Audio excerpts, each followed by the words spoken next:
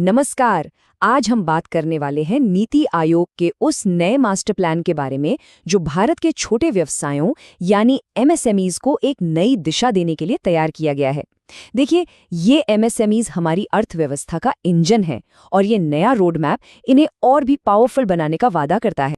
तो आज हम इसे 5 हिस्सों में समझेंगे। सबसे पहले हम देखेंगे कि एमएसएमई के लिए सरकारी मदद पाना आज एक भूल भुलैया जैसा क्यों है।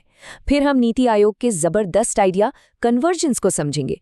इसके बाद हम जानेंगे कि ये दो तरफा अप्रोच असल में काम कैसे करेगा, नए एक्शन प्लान में क्या क्या है, और आखिर में ये भी समझेंगे कि ये स्ट्रैटेजी इतनी स्मार्ट क्यों है। तो चलिए शुरू करते हैं। सबसे पहले ये समझते हैं कि आखिर छोटे कारोबारियों के लिए सरकारी मदद तक पहुंचना इतना मुश्किल है क्यों।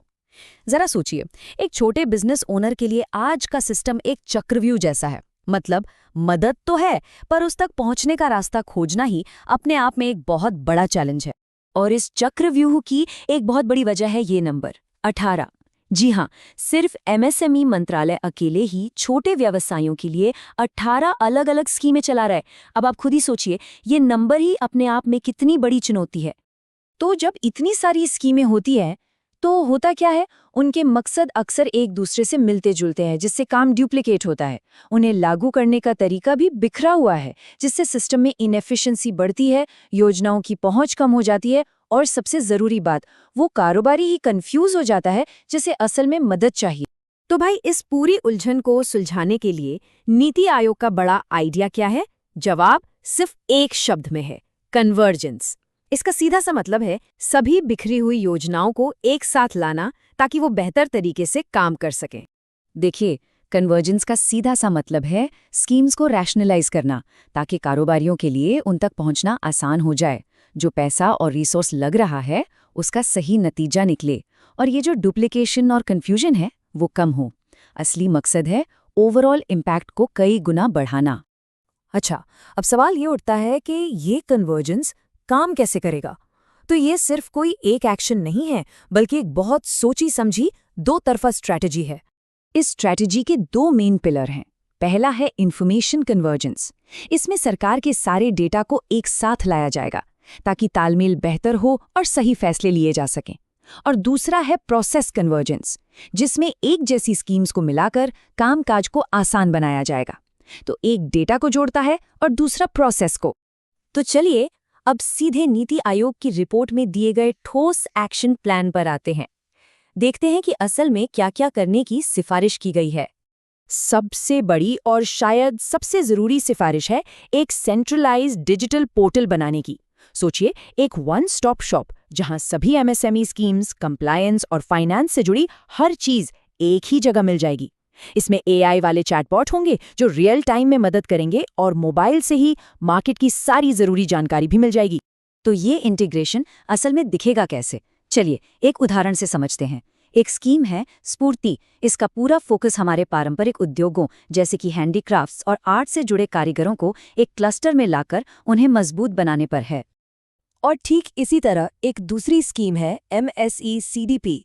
ये छोटे और माइक्रो एंटरप्राइजेस के लिए क्लस्टर बनाने पर जोर देती है, ताकि उन्हें कॉमन फैसिलिटी मिल सके और वो मिलकर ग्रो कर सकें। तो अब प्रस्ताव ये है कि इन दोनों को मिला दिया जाए। स्फूर्ति और एमएससीडीपी को मिलाकर एक यूनिफाइड प्रोग्राम बनेगा, जिसमें पारंपरिक क्राफ्ट्स और आर्ट के लिए अलग से फंड रखा जाएगा। इससे बड़े स्केल पर काम होगा और हमारे पारंपरिक उद्योगों को भी सुरक्षा मिलेगी। एक और उदाहरण देखते हैं। एक स्कीम है जिसका नाम है एस्पायर। ये खास तौर पर ग्रामीण इलाकों में इनोवेशन, इंडस्ट्री और एंटरप्रेन्योरशिप को बढ़ावा देने के लिए है। अब इसे एमएसएमई इनोवेटिव नाम की एक बड़ी स्कीम के साथ जोड़ने का प्रस्ताव है। इससे होगा ये कि एस्पायर के तहत आने वाले एग्रो रूरल एंटरप्राइजेस को एक स्पेशल कैटेगरी का दर्जा मिलेगा और उन्हें बेहतर टेक्नोलॉजी और सपोर्ट तक पहुंच मिल पाएगी। इनके अलावा भी रिपोर्ट में कुछ और ज़रूरी सुझाव हैं, जैसे स्किल डेवलपमेंट प्रोग्राम्स को 3 लेवल के स्ट्रक्चर में लाना और डोमेस्टिक और इंटरनेशनल मार्केट में मदद के लिए एक डेडिकेटेड मार्केटिंग विंग बनाना। लेकिन यहाँ एक बात समझनी बहुत ज़रूरी है। ये प्लान ऐसा नहीं है कि बस आंख बंद करके सब कुछ एक में मिला दिया जाए।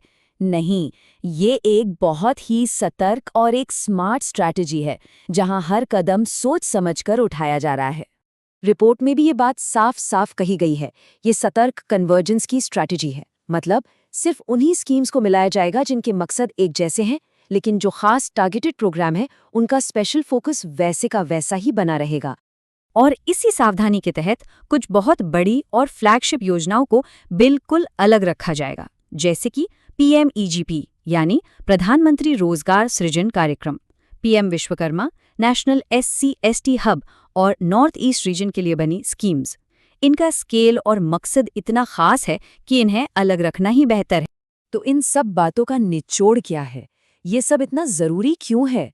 देखिए, बात बहुत सीधी है। एक आसान और सुव्यवस्थित सिस्टम का मतलब है एक ज्यादा मजबूत और एफिशिएंट MSME सेक्टर। और जब ये सेक्टर मजबूत होता है ना, तो पूरी भारतीय अर्थव्यवस्था को ताकत मिलती है। तो आखिर में एक सवाल जो हम सबको सोचना चाहिए, क्या ये मास्टर प्लान वाकई भारत के छोटे व्यवसायों के इस इंजन की असली क्षमता को अनलॉक कर पाएगा? इस पर विचार जरूर कीजिएगा।